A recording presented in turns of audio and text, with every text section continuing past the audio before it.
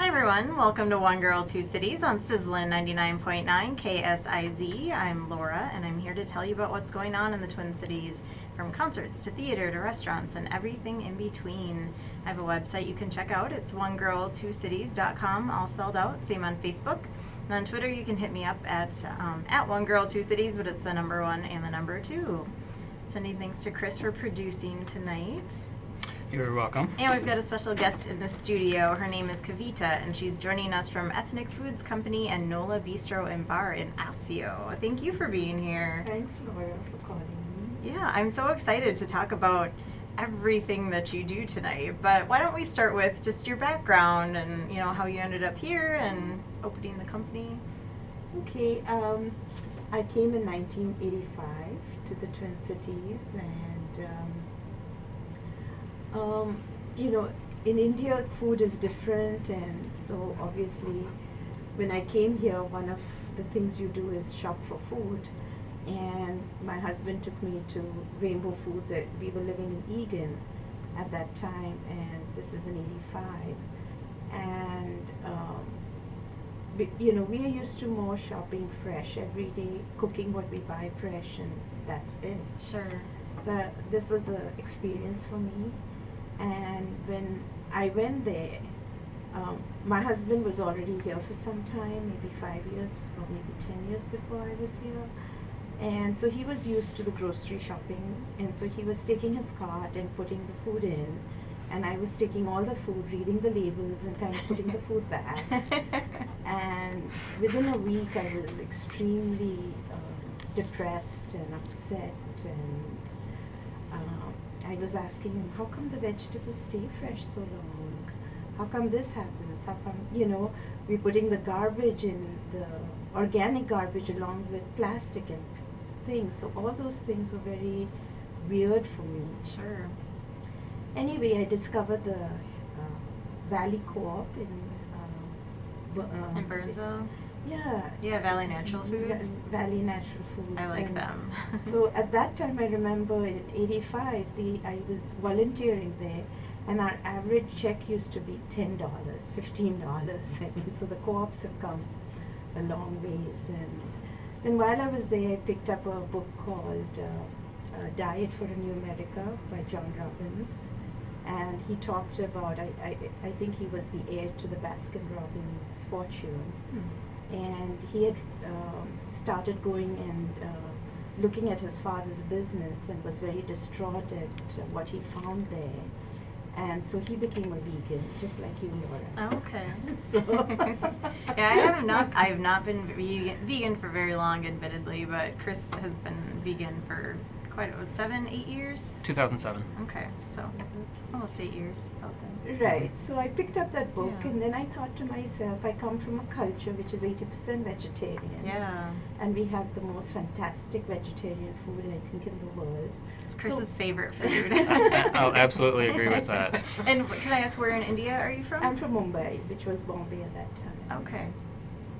And so I just thought to myself, it's so easy for me to do something, And at the same time, we only had one car. My husband had one car. I mean, he had not thought I would need a car, or I don't know what, or maybe I'd choose my own car. Anyway, so he used to go to work at 7 and come home at 6, 7, and I was locked in the house the whole day.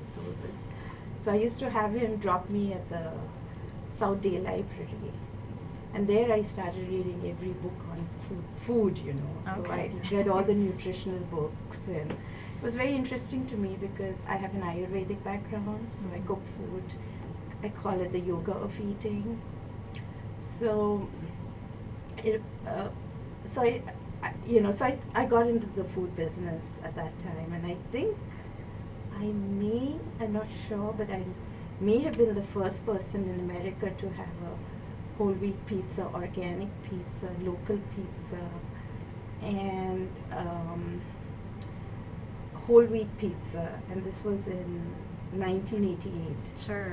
I introduced it into the grocery stores. I don't know, some people listening may know the naan pizza at that time, and I put it in all the co-ops and in Bailey's, Lund's, Kowalski's, and So I started in the food business at that time. Okay, that's so cool. Yeah. Okay, and so obviously if you were in Egan, you were in the South Metro, and now you're up in Osseo. I So how do came we from go now Mumbai. from point A to point B now to point C? And coming from Mumbai, I was just, I couldn't believe I was in Egan. I mean, I bet that was some culture shock. oh my God, it was, I don't know what, shock, but it was more than a shock. What would be a good word? I don't know, but whatever. The extreme of the word shock. Sure. Because in Mumbai you can hop onto a bus, go here, go there, you're free all day, it's warm, you wear your slippers or chappals we call them, and just roam the whole city like a vagabond in here. I mean, the first thing I had to adjust to was wearing shoes, so Sure. it was that bad. I struggle with it too. As soon as the nice weather is out, I'm like, okay, sandals. It's sandals all the time. If there's not snow on the ground, Yeah. it's time for sandals. Right. So yeah, and so then obviously I didn't want to be in Egan because there was, I mean, now Egan has grown a lot. But, Yeah. and also, when you live in a big city, you're more used to more art and culture and spending your money in that, and not in malls and that plastic kind of a life, or Yeah. I don't know what to call it, or the bedroom community, whatever you may want to call it. So I wanted to move to Minneapolis. My husband didn't really, so we settled at St. Louis Park. So I live in St. Louis Park. Oh, okay. So, and now you want to know how I got to Osseo. Well, so I started this business and I was selling all the Indian frozen food that you find in the Twin Cities even now in the wow. grocery store. I introduced it. Okay. So fast forward about 8-9 years ago, I started selling spices online and I needed a warehouse. And I was just going on Craigslist and I found this dilapidated, I can't even tell you what bad shape the building was in Osseo. So I thought, I was really excited. People thought I was mad, but I got excited that I could fix it up. Sure. You could see the potential. I could see the potential. That maybe not everyone could see. And also, I'm always partial to a town. And it's a quaint town.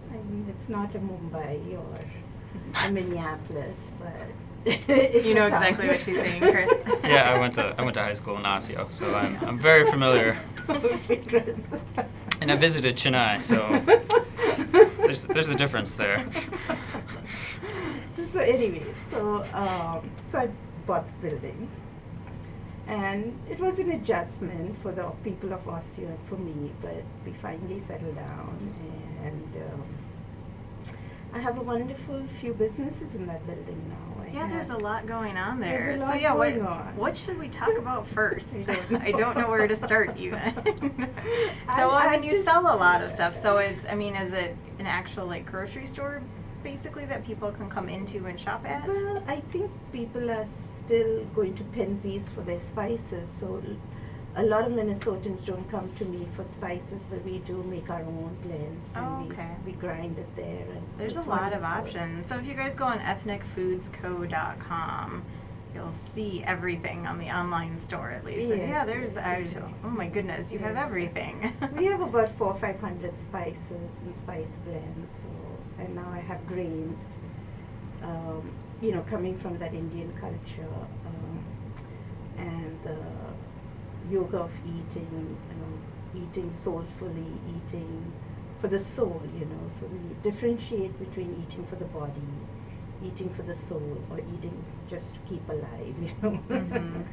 So there's a lot of layers in India as to how we see food, and we don't really see it in nutritional value as such, and we don't really see it in, since I came to America, I went through the don't eat sugar craze, don't eat fat craze, Now it's don't eat carbohydrate craze, so.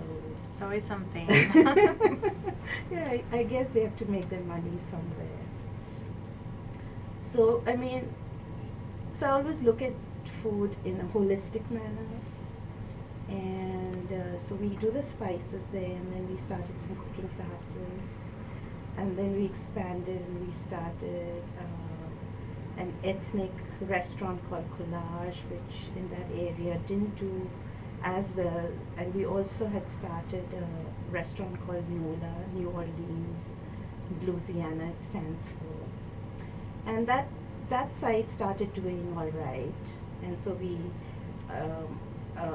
the history of New Orleans, of course, it's made, I think it's created by a city by the pirates. So, I mean, I like that. Mm-hmm. I mean, so that appeals to people who break laws or something. I don't know. Uh-oh. I should say that here on Radio Live. Yeah. Oh, that's okay. It's recorded forever now. I mean, some laws, which are not so,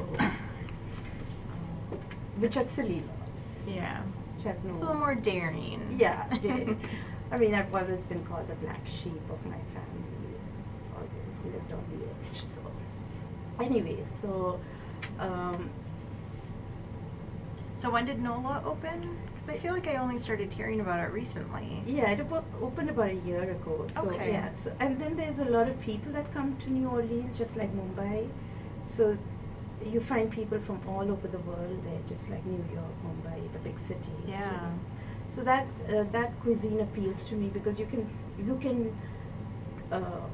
do any cuisine and say it's NOLA cuisine. Mm-hmm.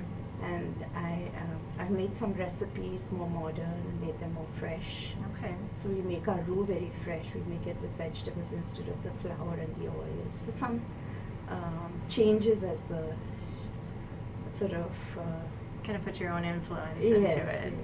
Yeah, as you should, As as your I own should, restaurant. yeah, I think that's yeah. kind of nice. Yeah. So what are some of your more popular dishes? So we have, which is from the NOLA side, we have the crawfish and shrimp etouffee, which is very popular, and our blackened catfish is just amazing. We make it in clarified butter on a hot iron skillet, and it's just, and we spice it just right. Of course. So of course, and so yeah, that's a favorite one. And then we also have a Nirvana platter, which is a vegetarian platter that you can get with all the cuisines. We have a little bit of Japanese, Indian, Thai, and Afghani food on that platter. So that's a really nice way to introduce vegetarianism to people. That's a good variety. Yeah. That's a good variety. So yeah, I get a lot of different flavors in one dish then. Right. So yeah, that one, I guess people like all the dishes. They're made fresh. When we run out, we run out. We open Wednesday through Saturday, 5 to 9. Okay. And so we are open a limited time. We can do a good job. And then we also many Saturdays, like on the 11th and 18th and 25th, we have live music in our restaurant. Yeah, I was looking at that, which is really cool. I saw you've got, was it an R&B band, Wild Honey, coming in on the 11th. And then jazz band. Jazz. Because Then yeah, if you're a New following- Orleans restaurant, gotta have a little jazz, right? And then we have some Detroit, Chicago blues the Oh, cool. following week. So it reminds me of the life I had, and I'm stitching it, quilting it all together. Like would love to have plays there. Laura, I would love to have you Oh. there. That would be very fun. 'Cause We'll then talk, you can Kavita, attract- we'll talk. You can attract more creative people to my side of town. Sure. And I would love that. I would love to be a hub for artists. And it's a big building. It's 7,000 square feet. Oh wow. Yeah, I have So- not been, but I know it's on my list to come and check out because actually my friends Sarah and Jason, they were up there not too long ago, and Sarah had remarked that they had some vegan options and recommended that I check it out. So yeah. So that'll happen pretty soon. All right, well, we're gonna take a song break right now, but when we come back, I definitely want to hear more about the cooking classes and what you offer with that, because Chris and I recently went to an Indian cooking class, and I would go to more of those just for the smells alone. But for now, we'll let the listeners enjoy the song. Thanks so much for listening so far. This is Laura on One Girl, Two Cities on KSIZ, Sizzlin' 99.9.